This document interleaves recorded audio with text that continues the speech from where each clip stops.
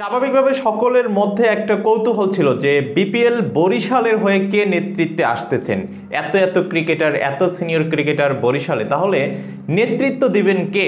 কে পাচ্ছেন সেই নেতৃত্ব দেওয়ার সুযোগ? হ্যাঁ, তামিম ইকবাল, মাহমুদুল্লাহ রিয়াদ, মুশফিকুর রহিম, এরা থাকাকালীন সময়ে কে পাচ্ছেন এই জায়গাটা, সেটা কিন্তু এখন কনফার্ম করেছে তাদের দলের একজন ম্যানেজমেন্টের।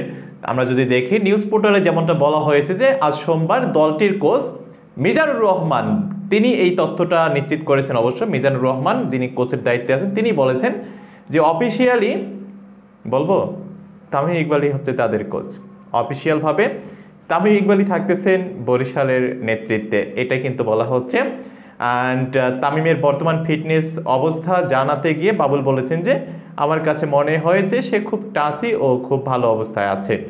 আমার কাছে মনে হচ্ছে খুবই ভালো অবস্থায় আছে, এমনটাই তিনি বলেছেন। অর্থাৎ বরিশালের নেতৃত্বে থাকতেছেন বম বম তামিম ইকবাল।